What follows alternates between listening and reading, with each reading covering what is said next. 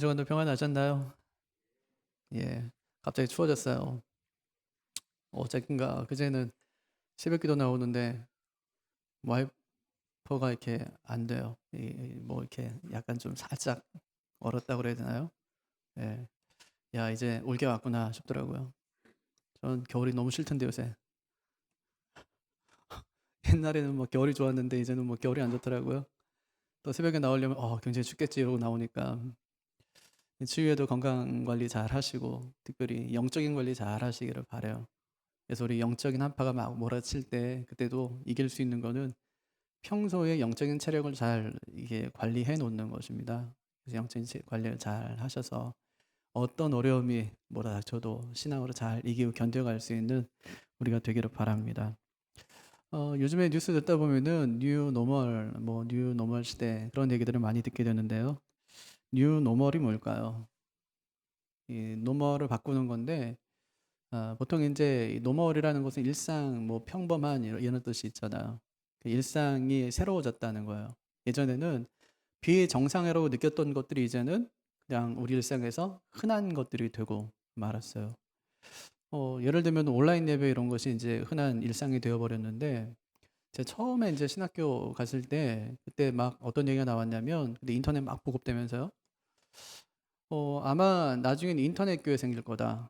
이런 얘기 했었고요. 실제로 저희 친구들 중에는 자기는 나중에 인터넷 교회 할 거라고 그랬어요. 그래서 뭐냐 그게 그랬더니 교회에 형체는 없어요. 그냥 인터넷 가상 공간에서 모여서 함께 예배하고 하여튼 뭐 교제하고 그런 거래요. 그래서 아이고 말도 안 되는 소리 하지 말아라. 그런 교회가 어떻게 존재하냐. 또 교회는 그리스도의 몸인데 몸을 구성하려면 성도들이 함께 모여가지고 교제도 하고 예배도 하고 해야지 그런 교회가 가능하겠냐고 했는데 요즘 우리가 하고 있어요. 네. 그래서 예전에는 그게 무슨 교회냐 그랬었어요. 그 예배도 함께 모여야 되고 또 헌금도 옛날 우리 엄마들 어떻게 했는지 아시죠, 그죠? 빳빳한 그 지폐 그거 그 성경책에다 꽂아놔 가지고 엄마가 돈 없다고 하면 어딘지 다 알아요. 없다고 하는 게 그냥 거짓말인 것 같은 거예요. 왜냐하면 그 안에는 돈이 있으니까 뭐 만 원짜리도 몇 개 있고 막 이래요. 그렇게 해서 이제 준비해 가지고 헌금을 드렸는데 이제는 그렇게 드리질 않아요. 어떻게 하냐면 그냥 휴대폰 가지고 그냥 몇 번 눌러 가지고 그렇게 이제 온라인으로 이제 송금하고 그렇게 하죠. 예전에 처음에 어떤 교회가 ATM기를 교회에다 갖다 놨다고 그랬어요. 그게 신문에 나왔어요. 그래서 우리가 어떻게 생각했냐면 야 진짜 타락할 대로 타락했구나 이제 그렇게 생각했거든요. 어떻게 교회에서 저런 일을 갖다 할 수 있냐. 교회가 뭐 돈에 눈이 멀었나 이런 생각을 했었어요. 그런데 그게 이제 아주 흔한 일상이 되어버린 것이죠. 예. 예전에는 참 비정상이었던 것들이 이제는 정상처럼 흔하게 여겨지는 그런 시대, 그런 사회로 우리가 지금 살고 있는 것입니다. 왜 그렇게 됐을까요? 코로나 때문이죠, 그죠? 코로나가 정말 많은 것들을 바꿔 놓은 거예요. 그럼 코로나가 왜 생겼대요? 많은 학자들이 그러더라고요. 이 박쥐에게 있던 바이러스가 사람에게 전염된 거라고. 박쥐는 우리가 흔하게 볼 수 있는 것이 아니거든요. 그럼 어디 가면 볼 수 있냐면 저 깊은 밀림, 깊은 동굴 이런 데 가야지 볼 수 있는 것이 박쥐예요. 또 낮에 활동하는 게 아니라 밤에 활동합니다. 근데 그것과 사람이 접촉했다는 말이에요. 무슨 얘기냐면 사람이 그 깊은 밀림까지 동굴까지 들어갔다는 얘기죠. 왜 들어갔을까요? 욕심 때문이에요. 뭐 때문이에요? 개발하기 위해서요. 거기서 농사 짓고 그다음에 거기다 공장 짓고 그렇게 한 것입니다. 조금 더 싼 땅을 얻기 위해서. 값싼 것들을 공급하기 위해서. 그러니까 이 그들만의 문제가 아니라 이 사회 전체의 문제예요. 그래야 사니까 우리가. 그래 좋다고 하니까 점점 이제 그거까지 들어간 것이죠. 그래서 접촉하지 않아도 될 것을 접촉해서 생긴 병이 이 병이에요. 저는 코로나는 하나님의 심판이 아니라고 생각해요. 하나님의 심판이라면 멸망하고 끝나고 마는 거예요. 그냥 없어져 버려요. 예를 들면은 남유다 멸망했어요. 끝났죠. 북이스라엘 멸망했어요. 끝난 거예요. 이게 심판이에요. 하지만 경고는 그거 아니죠. 경고는 돌이키라는 거예요. 뭐에서 돌이키냐? 악행에서 돌이키라는 말입니다. 너희의 악행에서 돌이키라고 하나님께서 우리에게 경고하시는 것이죠. 그래서 코로나를 지나면서 한국교회가 회개합시다 이제 그렇게 이야기를 해요. 회개라는 말은 참회하여서 고친다는 의미죠. 회개해야죠. 근데 그것보다 이전에 먼저 우리가 해야 될 일이 있다면 회심하는 거예요. 마음을 바꾸는 거예요. 악한 길을 향해서 달려가던 그곳에서 마음을 다시 한번 고쳐서 바른 길로 가려는 그런 마음이 우리에게 정말 필요한 때가 되었다는 것입니다. 오늘 말씀은요, 학개가 침륜에 빠진 이스라엘 백성들에게 경고하는 말씀입니다.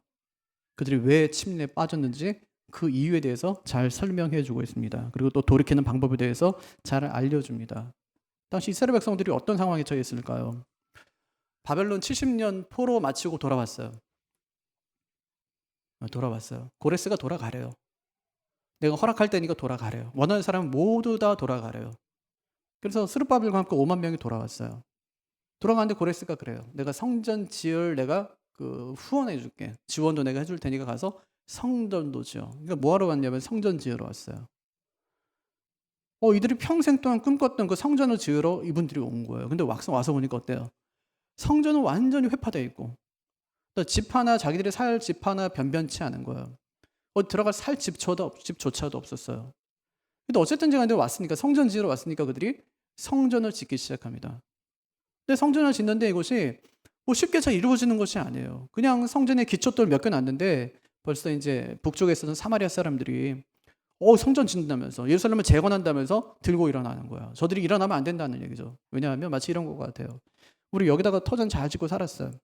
여기서 장사하고 애들 학교 보내고 우리 여기서 잘 살았는데 바로 옆 동네에 신도시 생긴 거예요.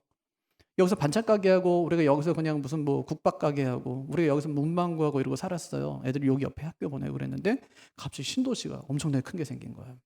그러니까 여기 있던 생활의 모든 기반들이 전부 다 어디로 옮겨지냐면 그쪽으로 다 옮겨지는 거예요. 그러니까 여기 있던 사람들이, 소비자들이 어디로 다 가냐면 글로 다 가는 거예요. 그러면 신도시가 생기면 돼요, 안 돼요? 안 되죠. 반대하는 거예요. 신도시 지으면 안 됩니다. 북이스라엘에 있던 사마리아 사람들이 바로 그런 입장이었어요. 예루살렘이 지금 황폐화 됐기 때문에 이곳으로 지나가는 모든 사람들이 사마리아 여관도 잘 되고 사마리아 밥집도 잘 되고 모든 것이 생활 시설들이 전부 이제 여기서 다 이루어졌었는데 위에서 아래로 막 애굽으로 내려가는 사람들이, 여기가 무역길이니까. 근데 이제는 예루살렘이 번성하게 되면 70년 전의 영광, 70년 전에 그들이 누렸던 모든 것들을 다시 회복하게 되는 거예요. 반대합니다. 그럴 수 없다는 것이죠. 그래서 어떻게 하냐면 바벨론에 있는 왕에게 거짓된 보고를 합니다. 거짓된 보고. 뭐라고 하냐면, 왕이여, 저들은 패역한 자들입니다. 그들이 예루살렘을 재건하고 성전 건축을 하게 되면 반드시 조공도 바치지 않고 관세도 바치지 않고 통행세도 내지 않을 것입니다.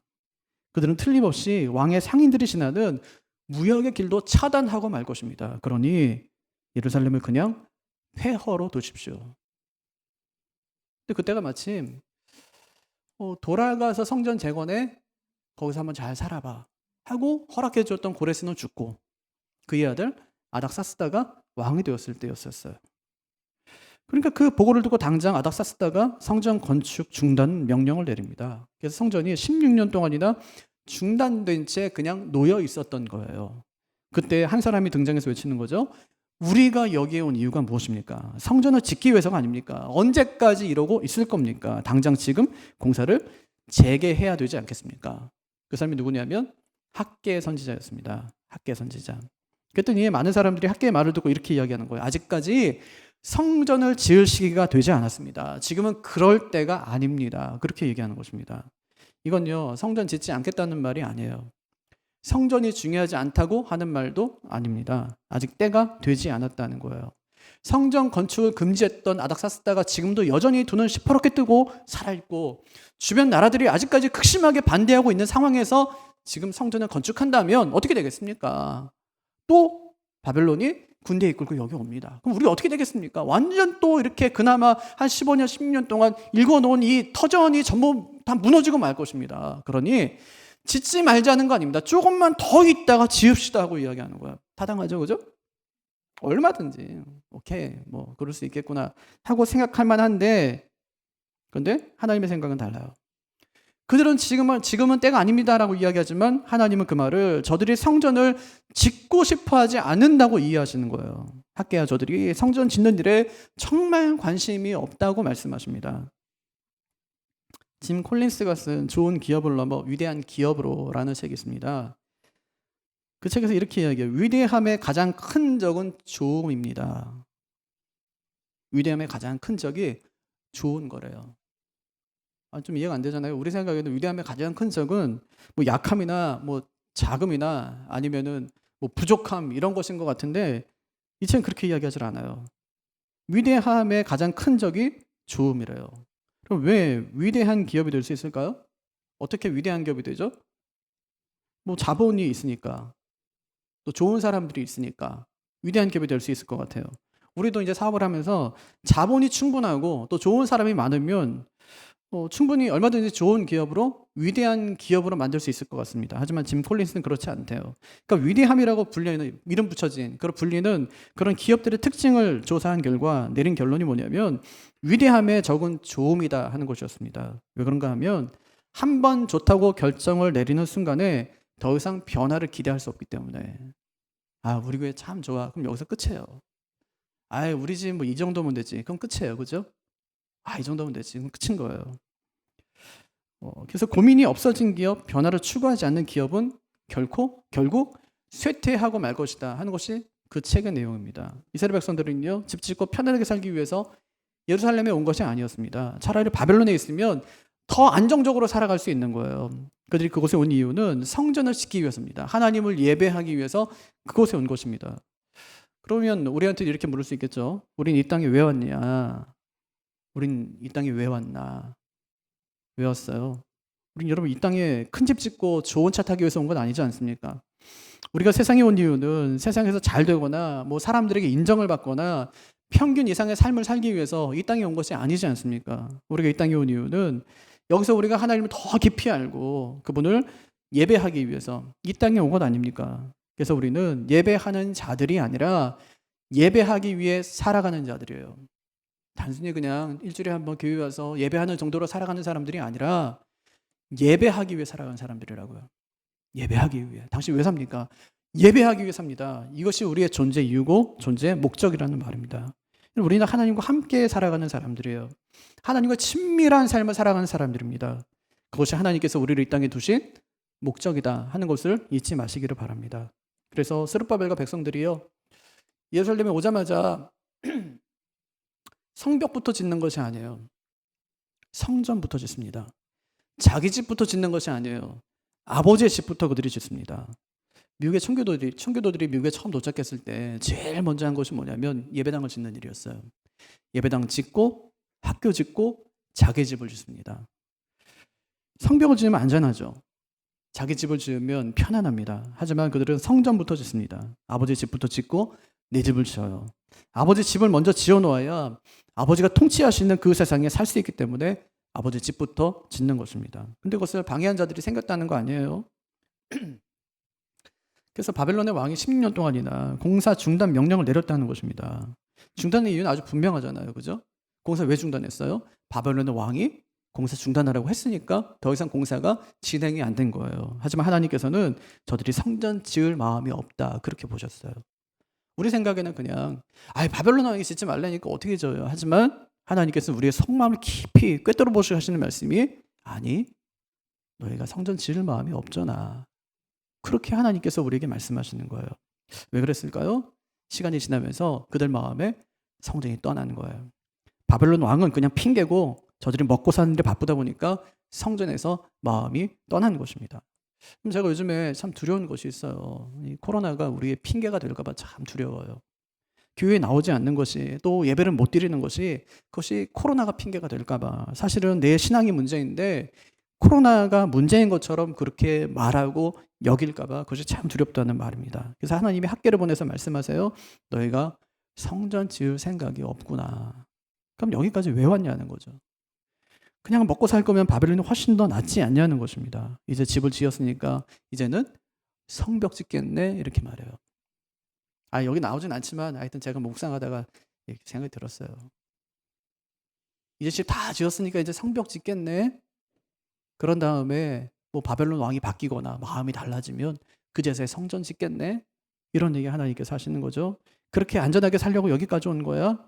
네가 그러고 사는 동안 성전이 폐허됐는데 그래도 잠이 오냐? 목구멍으로 밥이 넘어가냐? 하나님이 그렇게 말씀하시는 것입니다. 요즘에 새벽마다 역대기 말씀 나누는데요. 누가 왕이 됐든지 하나님께서 그 왕들에게 적용하는 원리는 딱 한 가지예요. 네가 나와 함께하면 내가 너와 함께하고 네가 나를 찾으면 나는 너를 만나주고 네가 나를 버리면 나도 너를 버린다는 거예요. 함께하면 함께하고 찾으면 만나주고 버리면 버린다는 거예요. 누구에게도 동일하게 적용됩니다. 하나님을 찾으면 반드시 하나님께 뒷책임 다 져줘요. 경제, 국방 두 가지 확실하게 하나님께 책임져 주세요. 강성한 나라가 되는 거예요. 근데 문제는 뭔지 아세요? 그렇게 강성한 나라가 되면 내가 잘한 줄로 착각해요. 하나님을 떠나요. 돌이켜요. 처음에 아사왕도 처음에 엄청나게 잘하다가 나중에 말년에 그 5년 6년이 굉장히 비참하게 죽어요. 왜냐? 강성한 이유가 내가 잘난 줄 알아요. 기도하지 않아요. 하나님 찾지 않아요. 그 결과가 뭐냐면 패망하고 비참한 왕으로, 비참한 인생을, 그 말로 인생의 말년을 그렇게 이제 마무리 짓고 만다는 것입니다. 근데 하나님께서 이렇게 말씀하세요. 성벽 짓지 말고 나를 찾으라. 그렇게 말씀하세요. 네가 나를 찾으면 내가 너의 성벽이 되어줄게. 근데 이걸 믿고 사는 거는 참 어려운 일입니다. 그래서 교회들이요, 성벽과 성전을 같이 짓는 법을 가르쳐요. 요셉과 다니엘 이야기를 하면서 신앙과 성공 두 마리 토끼를 잡는 그 법에 대해서 자꾸만 이야기를 합니다. 요셉은 뭐 신앙이 좋았고 다니엘은 뭐 결단했기 때문에 하나님께서 그들의 뭐 왕들은 막 교체돼도 그들은 여전히 총리로 평생 동안 총리로 살았다. 이렇게 이제 이야기하면서 여러분들 하나님 앞에서 결단해야 됩니다. 하나님께 뭐 뜻을 정하십시오. 이렇게. 그럼 되나요? 하나님께 뜻을 정하면 어떻게 되는지 아세요? 이 직장 나가는 한 일이 있어도 내가 하나님 섬긴다. 이렇게 돼요. 이 직장에서 죽는 한이 있어도 내가 진짜 하나님 내가 버리지 않는다. 이렇게 되는 것입니다. 왕이 무슨 말을 해도 나는 내 목 걸고 내가 하나님 섬기겠다. 이렇게 되는 것입니다. 근데 그것은 다 뒤로 하고 나서 뭐라고 하냐면 그러면 하나님께 책임져 주실 겁니다. 맡기십시오. 그렇게 이야기하거든요. 언제 뭐 안 맡겼나요 우리가? 기도할 때마다 맡기지. 오늘 하루도 하나님 책임져 주십시오. 잘 안 되니까 문제지 그것이.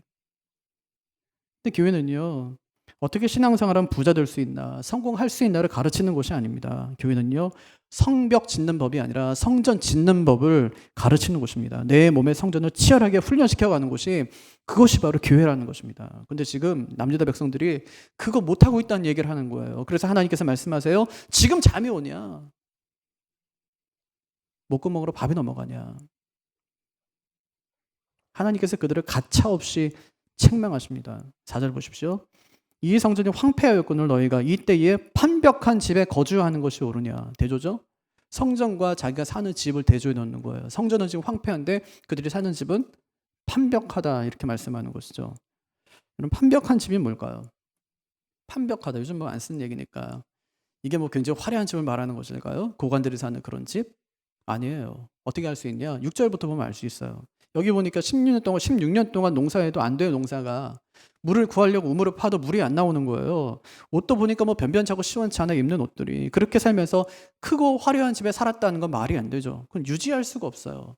자기들이 얻는 수입으로 크고 화려한 건물을 유지할 수가 없다고요. 판벽이라는 말은 판자로 만든 벽을 말하는 거예요. 판자로 만든 벽. 한마디로 말하면 판잣집입니다. 그들이 바벨론에서 돌아올 때 거처할 곳이 없었어요. 겨우 남은 집들이 뭐냐면 다 파괴된 집들이에요. 구멍이 숭숭 뚫리고 진짜 70년 동안 방치된 그런 집들만 남았어요. 그 집이라도 구하지 못한 사람들은 굴 같은 데 들어가 살았습니다. 16년 동안 이 산에 가서 나무 같은 거 갖다가 그냥 위에다가 그냥 덧붙인 거예요. 안에도 덧붙이고 밖에도 덧붙이고 바람 들어오는 길을 갖다 구멍을 막은 것입니다. 그냥 두니까 냄새가 너무 많이 나서 곰팡이가 막 너무 많이 쓸어가지고 바람이 불면 흙먼지가 너무 많이 들어오기 때문에 산에서 나무 주워다가 이런 좋은 나무가 어디 있어요? 판자가 어디 있습니까? 기껏해야 뭐 아카시아 나무 뭐 이런 뭐 그런 나무들인데 그런 나무들을 갖다가 그냥 짜개고 쪼개가지고 어떻게 그냥 얇게 펴가지고 그냥 덕지덕지 붙여놓은 그런 집을 갖다 말하는 거예요. 그런 집에 살고 있는데 하나님께서 뭐라고 말씀하시냐면 지금 성전은 황폐됐는데 너희가 어찌 판벽한 집에 살 수 있느냐고 말씀하세요. 말이 안 되는 얘기거든요. 판벽한 집이라뇨. 이거 화려한 집입니까 이것이? 판잣집이에요. 불쌍히 여겨져 하나님께서. 바벨론에서 잘 살다가 너희 성전 때문에 여기까지 왔는데 너희 참 그리고 사는 거 보니까 내 마음이 아파서 어떻게 견딜 수가 없다고 하나님께서 말씀하시는 것이 위로가 될 것 같은데 어떻게 성전은 황폐됐는데 판잣집에서 그렇게 두 발 뻗고 잘 수가 있냐고 말씀하시는 거예요. 말이 돼요? 수긍이 됩니까 여러분 이 말이? 하나님 저희가 언제 한번 뭐 제대로 밥을 한번 먹어본 적이 있습니까? 물을 시원하게 한번 마셔본 적이 있습니까? 우리 입은 옷을 한번 보시라고요. 우리 사는 집을 한번 보시라고요. 진짜 구질구질해서 못 살겠습니다. 그런 상황이에요. 하나님께서 뭐라고 말씀하시냐면 잠이 와? 아니 목으로 밤이 넘어가 이렇게 말씀하시는 거예요. 그들은 그러면 하나님께 뭐라고 대답해야 됩니까? 하나님 지금은 성전 지을 때가 아닙니다. 저는 아무리 읽어봐도요, 야, 진짜 신사다 이런 생각 들어요. 야, 신사다 진짜. 우리 같으면은 들이받죠, 그죠? 들이받아버리죠. 하나님, 제가 뭐 언제 한번 밥을 제대로 먹어봤냐? 우리 애들 막 이렇게 있는데 언제 고기 한번 제가 뭐 언제 한번 먹여본 적이 있냐고. 바벨론 살았으면 이 정도는 아닐 거 아닌 거 하나님도 아시지 않냐고. 왜 우리를 갖다 이렇게 두시냐고 할 것 같은데, 하나님 지금 때가 아닙니다. 안 짓겠다는 거 아닙니다. 짓겠습니다. 그런데 하나님 지금은 아니고요. 조금만 더 있다가요. 이해가 안 되시나요? 충분히 이해가 돼요. 그럼 하나님께서 왜 그렇게 하실까요? 너희가 내 집부터 안 짓고 네 집부터 지었으니까 그거에 하나님께서 뿔이 난 것일까요? 하나님은요, 우리가 편하게 사는 걸 정말 도저히 두 눈 뜨고 못 보시는 그런 분이실까요? 막말로 뭐 예수 믿으면 잘 살면 안 돼요? 편하게 살면 안 됩니까? 정말 뭐 꼭 망해야 돼요? 가진 거 다 털리고 거짓걸로 기도원에 들어가서 아버지 저 왔습니다 그러면 하나님께서 갑자기 있다가 왔나 이러면서 막 안아주고 막 그렇게 하나님께서 하시나요? 아니요. 하나님은 정말 우리가 잘 살기를 바라세요. 어디서 할 수 있냐면, 이스라엘 백성들이 광야로 나왔잖아요, 애굽에서. 그리고 하나님께서 아론에게 기름 부어가지고 제사장을 세우는 거예요. 그리고 아론에게 가장 먼저 준 것이 축복권이었어요. 이 백성들을 축복하라는 거예요. 네가 마음껏 축복하라는 거예요. 네가 축복하는 대로 내가 이 백성들을 축복하겠다는 거예요. 이보다 더 큰 축복이 어디 있어요? 하나님께서 그들이 정말 잘 살기를 원하셨다는 거예요. 근데 하나님께서 왜 이제 겨우 움막을 탈출한 그들에게 성전부터 지으라고 그렇게 말씀할까요? 그것은 판벽한 집 때문이 아니라 황폐한 성전 때문입니다. 이 말은요, 너희가 이 땅에 온 그 목적을 잊어버리지 말라는 얘기예요. 하나님과 교제하며 그분을 예배하기 위해서 만들어진 인간이 그것은 뒤로 하고 일상에 묶여서 사는 것을 내가 원치 않는다는 말을 하나님께서 하시는 것입니다. 그래서 하나님이 소리치면서 말씀하시는 거예요. 성전을 다시 지으라고요. 나와의 관계부터 회복하라고요. 너희가 나에게 마음이 없구나. 너희가 나에게 마음이 없구나. 성벽은 나중이야. 성전부터 지으라고 말씀하십니다. 하나님께서 그 모든 말을 이 말 한마디에 다 담으시는 거예요. 5절에서 한 번, 7절에서 한 번. 너희는 너희의 행위를 살피라. 너희는 너희의 행위를 살피라. 무슨 얘기냐면 일단 멈추라는 말이에요. 너희의 일상을 일단 멈추라는 말입니다. 그리고 자기를 돌아보라는 말입니다. 지금 내가 무엇을 하고 있으며 그 결과가 어떠한지를 돌아보라는 말이에요. 지난 16년 동안 여기서 네가 열심히 살겠다고 살아왔는데 근데 지금 그 결과가 어떻냐고 하나님께서 그들에게 말씀하시는 것입니다. 그게 6절부터 9절까지의 말씀이에요. 그동안 판벽한 집 얻으려고 네가 씨 뿌리며 살아갔지? 물 얻으려고 우물 파며 그렇게 살아갔지. 그렇게 10년이 지났는데 지금 너한테 남은 게 무엇이냐? 왜 그렇게 남은 것이 하나도 없는지 아니? 왜 그렇게 수많은 씨를 뿌렸음에도 불구하고 수입이 적은지 아니? 그토록 열심히 일했는데 왜 통장에 돈 하나가 없는지 아니? 산 위에 나무를 잘라서 집을 지으려고 했는데 왜 네 집이 점점 넓어지지 않는지 아니? 이스라엘아, 다 내가 흩어버렸기 때문이다. 그것이 네가 살아가는 방식이 아니기 때문에 내가 다 흩어버린 것이다. 하나님께서 그렇게 말씀하세요. 그러면서 10절과 11절을 보면 그러므로 너희로 말미암아, 누구로 말미암아요? 너희로 말미암아. 앞에서 일어난 일이 왜 그렇게 됐다는 거예요? 너희로 말미암아. 너희 때문에 그런 말이에요. 하늘은 이슬을 그쳤고 땅은 산물을 그쳤으며 내가 이 땅과 산과 곡물과 새 포도주와 기름과 땅의 모든 소산과 사람과 가축과 손으로 수고하는 모든 일에 한재를 들게 하였느니라. 한재는요, 가뭄이에요. 내가 너희로 말미암아 네가 그렇게 살기 때문에 내가 가뭄에 들게 하였느니라. 그렇게 말씀하시는 거예요. 그쳤으며 가뭄이 들게 하였다고 말씀하십니다. 이게 다 너희로 말미암아 내가 그렇게 한 일이라고 강조하시는 거예요. 너희가 성전 짓지 않았기 때문에, 너희가 하나님을 찾지 않았기 때문에 내가 이 모든 재앙과 실패를 너희에게 돌렸다는 것입니다. 다른 말로 하면요, 너희는 그렇게 살아선 안 되는 사람들인데 너희가 그렇게 살았기 때문에 하늘이 닫히고 땅이 곡식을 내지 않고 너희 수고가 헛되게 되었다고 말씀하십니다. 누구 때문이라고요? 너 때문에. 너희 때문에. 너희 때문에. 너희가 하나님을 찾지 않았기 때문에. 나중에요. 바벨론 왕이 성전을 다시 지으라고 하면요, 참 나중에요. 주변 사람들이 반대하지 않게 되면요, 나중에 우리 집 좀 이거 잘 정리하고 나서 그때 할게요. 하지만 하나님께서는 너희는 그렇게 살아선 안 되는 사람이라고 말씀하십니다. 왜 그렇죠? 왜 우리가 어떤 사람이기 때문에 그렇게 살아선 안 된다고 하나님께서 우리에게 말씀하시는 것이죠? 김형익 목사님이 쓴 율법과 복음이라는 책에서 신자의 정체성에 관해 이렇게 말합니다. 신자는 하나님을 기쁘시게 하고 하나님을 영화롭게 하며 살고 싶은 욕구로 가득한 사람이다. 어떻게 한다고요? 신자는 하나님을 기쁘시게 하고 하나님을 영화롭게 하고 싶어하는 그 마음으로 가득한 사람. 어떻게 하면 하나님을 기쁘시게 해드릴 수 있을까? 어떻게 하면 하나님을 영화롭게 하며 살아갈 수 있을까 하고 그걸로 내 마음 전체를 다 채우는 사람, 그 사람이 신자다. 그렇게 이야기했어요. 조나단 에드워즈는 신앙 감정론이라는 책에서 이것을 기울어짐에 비유합니다. 기울어짐이란 해를 향해 기울어지는 해바라기처럼 땅만 바라보던 인생들이 거듭나고 하나님이 그 안에 새 마음을 주시자 하나님을 향해서 기울어지는 경향을 갖게 되는 것을 말한다. 그 전까지 세상 바라보며 살았어요.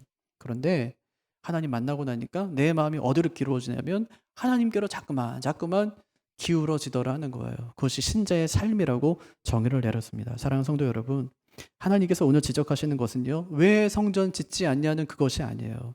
그 말 뒤에는요, 왜 네 마음이 내게서 떠났냐고 하나님께서 말씀하십니다. 왜 더 이상 나를 찾지 않냐는 거예요. 왜 더 이상 나를 의지하지 않냐는 말입니다. 왜 나를 예배하기 위해서 여기 와놓고 온 이유를 잊어버렸냐고 하나님께서 말씀하시는 거예요. 그러니까 하나님이 지금 하시는 말씀은 제발 정신 좀 차리라는 거예요. 제발 정신 좀 차리라고 말씀하세요. 정신 좀 차리고 다시 너희가 여기에 온 이유와 목적을 분명히 하라는 말씀입니다. 그래서 학계를 보냅니다. 학계를 보내셔서 성전부터 지으라고 말씀하십니다. 성전부터 지어져야 합니다. 우리가 여기에 온 목적을 절대로 잊어버려서는 안 됩니다. 이 말을 학계가 백성들에게 하는 것입니다. 저는요, 가끔 내가 왜 구리까지 왔나 하는 생각을 할 때가 많아요. 뭐하러? 구리까지 내가 왜 왔나? 연고가 있는 것도 아니고 아는 사람 있는 것도 아닌데 구리까지 내가 왜 왔나? 먹고 살기 위해서 왔나? 아니잖아요. 인생 좀 편하게 살기 위해서 여기까지 왔나? 아니에요. 그럼 여러분은요? 여러분 왜 구리까지 오셨습니까? 여기에 뭐 집 사고 땅 사고 부자 되기 위해서 오셨습니까? 우리는 그런 썩어질 것 붙들고 살아가는 사람들이 아닙니다. 우리는 하나님께 예배하러 왔고 우리의 몸의 성전을 부단히 연습시켜서 하나님 나라 백성 공동체를 이곳에서 이루기 위해서 여기까지 온 것입니다. 그런데 그 목적은 잊은 채 여기에 안주하고 이곳에 동화되어 살아간다면 하나님께서 학계를 통해서 경고하신 것처럼 우리에게도 경고하실 것입니다. 너희는 그렇게 살라고 여기 온 사람이 아니다. 그렇게요. 만약에 그렇게 계속 산다면 하나님께서 그들의 터전을 다 부수고 망가뜨리신 것처럼 우리의 터전도 다 부수고 망가뜨리실 것입니다. 우리의 삶의 터전을 다 망가뜨리시고 5절의 말씀을 똑같이 우리에게 또 7절의 말씀을 우리에게 똑같이 하실 것입니다. 너희는 너희의 행위를 돌아보라. 그렇게 말씀하시겠죠. 왜 하나님 내 인생이 이렇게 됐습니까? 너희는 너희의 행위를 돌아보라. 그렇게 말씀하시겠죠. 그러면 절대로 하나님에 대해 오해하지 않으셨으면 좋겠어요. 하나님께서 그렇게 하신 이유는 우리를 사랑하지 않는다거나 아니면 밉기 때문이 아니에요. 오히려 하나님이 너무 사랑하기 때문에 우리가 가장 소중히 여기는 것을 가차없이 불어버려서 아무것도 없는 빈털터리가 되게 한 다음에 다시 하나님을 예배하는 자리로 우리를 이끌어 놓으시기 위해서 하나님께서 그렇게 한다는 것을 잊지 마시기를 바랍니다. 여러분 너무 사랑해서 그래요. 너무 사랑해서 우리가 가진 것 때문에 하나님을 섬기는데 소홀히 할까 봐 하나님은 우리에게 있는 가장 소중한 것을 빼앗아서라도 우리를 자신 앞에서 무릎 꿇린 채 세워놓고 앉혀놓고 우리로 하여금 기도하게 하신다는 말입니다. 우리가 느끼는 가장 큰 고통을 통해서 우리의 본향인 하나님 나라를 바라보게 하신다는 말입니다. 왜냐하면 그게 진짜 사랑이기 때문에. 영원을 살아가는 이가 영원을 사는 이에게 줄 수 있는 가장 큰 선물이기 때문에 하나님께서 그 일을 우리에게 행하신다는 말입니다. 그럼 우리가 꼭 알아야 될 진실이 있어요. 성전 없이 성벽만 쌓고 계속 살았는데 잘 돼요. 아니 하나님 없이 그냥 했는데 잘 되는 거예요. 그냥 무늬만 그냥 신앙인이지 신앙도 하나도 없는데 막 잘 돼요. 왜 그럴까? 둘 중에 하나예요. 첫째는 하나님의 진노가 지금 내 머리에 계속 쌓이고 있는 중이에요. 하나님의 진노가 아마 좀 있으면 폭발할 거예요. 어떻게 되냐면 하나님이 쓸어버리면 다 쓸어버려요. 100만 명이 공격해 왔는데 100만 명이 다 죽어요. 하나님이 쓸면 다 쓸리는 거예요. 하나님의 진노가 계속 쌓이고 있는 거예요. 잘 되는 게 아니에요. 정신 차려야 돼요. 집 지었다고 안심할 때 아니에요. 그거 하러 여기 온 거 아니다. 하나님께서 말씀하세요. 계속 쌓이고 있는 중이에요. 두 번째는 더 비참한데 어쩌면 그 사람은 하나님 백성이 아닌지도 몰라요. 그동안 하나님 백성인 줄 알고 살아왔는데 알고 보니까 하나님과 상관없는 사람이에요. 하나님 없이 살아도 승승장구가 잘 돼요. 하나님이 도와준 줄 알았어요. 난 한 게 아무것도 없는데 하나님이 도와준 줄 알았더니 알고 보니까 그 아버지는 내 아버지가 아닌 거예요. 그리스도인인 줄 알았더니 그냥 유사 그리스도인이었던 거예요. 제가 30년 가까이 사역하면서 많은 사람들을 교회 안에서 만났어요. 교회에서 하나님 없이도 잘 사는 사람이 정말 많더라고요. 교회 안에서조차 무슨 부동산 얘기, 뭐 아파트 얘기, 정치 얘기, 이런 뭐 성전 얘기가 아니라 일만 열면 그냥 성벽에 관한 이야기들로 가득 채우는 거예요. 나중에 그들의 삶이 어떠냐면 굉장히 공허합니다. 나중에 정말 공허해요. 돈은요, 제 생각에는 많이 제가 없어서 그런지 모르지만 진짜 어느 정도 그냥 수준에 올라가면 이게 별로 의미가 없을 것 같아요. 통장에 돈이 많아요. 예를 들면 1,000억 있어요. 의미가 없어요. 뭐 의미가 있습니까, 그것이? 뭐 100억 가진 사람이나 1,000억 가진 무슨 차이가 있습니까? 먹고 싶은 거 다 먹고 사는데, 좋은 집 뭐 살고 싶은 집 다 사는데 그게 뭐 의미가 있어요? 공허한 거예요. 많이 누리고 많이 가졌는데, 많이 뭐 자기가 원하는 거 다 해보기도 했는데 마지막에 공허한 거예요. 나중에 고백이 뭐냐면, 아, 내가 인생 헛살았구나. 이게 누구 고백이냐면 솔로몬의 고백이에요. 세상에 솔로몬보다 더 많은 영광을 누린 사람이 어디 있는데요. 그의 마지막 고백이 뭐냐면 헛되고 헛되다는 거예요. 다 헛되대요, 인생이. 그렇게 살아보니까 헛되다는 거예요. 공허한 거예요. 하나님 없는 인생. 그 인생이 바로 공허함을 성경이 우리에게 말씀해 주는 것이죠. 시오노 나나미가 로마인 이야기 10권에서 이렇게 얘기합니다. 중국은 방어를 위해 5,000킬로의 만리장성 쌓았다. 그러나 로마는 개방을 위해서 15만 킬로의 도로를 만들었다. 진시황제가 만리장성 왜 만듭니까? 적으로부터 나라를 보호하기 위해서가 아니에요. 방어하기 위해서가 아닙니다. 그러니까 전국을 통일하고 전 국민을 동원할 어떤 자극이 없었어요. 전쟁 이후에 국민을 동원할 명분이 정말 필요한 것이죠. 그래서 명분을 만들었어요. 수도를 방어할 장성을 만들자. 긴 장성을 쌓자. 그것이 명분이었습니다. 한마디로 통일 이후에 비전 부재의 혼란을 막기 위해서 장성을 쌓는 거예요. 로마는 그렇게 하지 않거든요. 장성을 쌓지 않고 길을 만듭니다. 근데 로마가 길을 닦으면 반드시 그 길 끝에서 만나는 그 나라는 반드시 로마의 나라가 되었어요. 그 로마의 길이었어. 세계로 통한다는 그 로마의 길. 근데 로마의 군인들만 그 길을 다니지 않습니다. 하나님의 복음이 그 길을 향해서 달려가기 시작하는 거예요. 바울이 그 길을 다니면서 하나님의 복음을 증거합니다. 유럽에도 소아시아에도 그 길이 나온 곳은 전부 하나님의 복음이 다 들어가게 되었어요. 스가랴 2장을 보면 스가랴가 측량줄을 가진 한 사람을 만나게 되죠. 그가 측량줄을 가지고 예루살렘을 막 측량하는 것입니다. 천사가 스가랴에게 그 의미를 설명해줘요. 예루살렘이 이 측량할 수 없을 만큼 강성한 그런 도시가 된다는 거예요. 굉장히 번창케 될 것이다. 그렇게 이야기합니다. 그렇게 이야기하면서 예루살렘에 사람과 짐승이 많아져서 예루살렘이 성벽으로 두를 수 없을 만큼 굉장히 커질 것이다. 그렇게 이야기하거든요. 그러면서 하는 말이 예루살렘에 성벽이 없어서 두려워하지 말라는 거예요. 왜냐하면 하나님이 불로 예루살렘의 둘레를 감싸 보호하는 친히 불성벽이 되어주겠다는 거예요. 이건 이사야도 했던 말입니다. 하나님께서 시온산의 모든 지역과 거기 모인 회중을 위해서 낮에는 연기와 구름을 만드시고 밤에는 타오르는 불길로 빛을 만드셔서 예루살렘을 닷집처럼 덮어서 보호하실 것이다. 이렇게 얘기하거든요. 그러니까 하나님께 누누이 말씀하시는 거예요. 성벽이 너 지켜주는 거 아니다. 내가 지켜주는 것이다. 여러분 가정이 지킵니까? 천만의 말씀이에요. 문제만 안 일으키면 다행이지. 누가 지켜줘? 뭐 돈이 지켜줍니까? 돈 있으면 애들 뭐 잘 크든가요? 천만의 말씀이에요.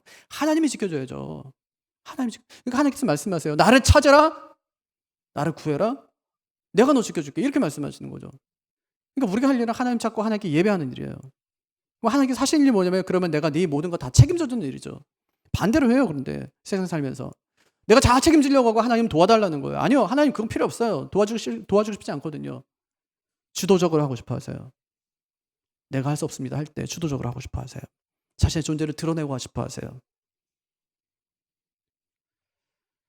그럼 저는 코로나가 무서운 것은 모이지 못하게 하는 것이 아니에요. 우리의 마음의 성전이 무너지는 것입니다. 우리 삶의 중심이 성전에서 세상으로 옮겨지게 된 것입니다. 저는 지난 8개월 동안 이 예배 걱정하는 사람 만나보질 못했어요. 당장 어떻게 살아야 되는지 참 걱정됩니다 하는 사람은 참 많이 만나봤어요. 함께 예배드리지 못해서 신앙에 심각한 문제가 생겼습니다 하고 저를 찾아온 성도들은 한 사람도 없어요. 오히려 이렇게 예배할 수도 있구나 하고 신기해하고 편리해하는 많은 분들을 보았습니다. 성전이 무너지면 기능도 상실하죠. 몸의 성전이 무너지면 그동안 내가 했던 봉사도 헌신도 한순간에 다 무너져 버리고 마는 것입니다. 성전이 무너지면 예배만 무너지는 것이 아니에요. 우리의 삶도 우리의 중심도 함께 무너지는 것입니다. 어떻게 하면 좋을까요? 무너진 성전부터 잘 세우시기를 바랍니다. 무너진 예배부터 잘 회복해 가시기를 바랍니다. 우리는요, 땅이 주는 그 부스러기 몇 조각 먹고 살아가는 그런 사람들 아니에요. 하늘에서 내리는 하늘의 양식, 생명의 양식을 먹고 살아가는 사람들입니다. 예배부터 회복하시기를 바랍니다. 내 마음의 예배당부터 재건하시기를 바랍니다. 어떤 방해 세력이 있다 할지라도 반드시 그것부터 세워야 합니다. 성전 재건을 마치면 하나님께서 우리의 불성벽이 되어주셔서 우리의 삶을, 우리의 일상을 지켜주실 것입니다. 성벽 짓는데 우리의 모든 날을 쏟아붓는 그런 어리석음을 범치 말고 몸의 성전, 그 마음의 예배당부터 회복해가는 우리 모두가 되기를 주님의 이름으로 축복합니다. 다 같이 자리에서 일어나셔서 우리 함께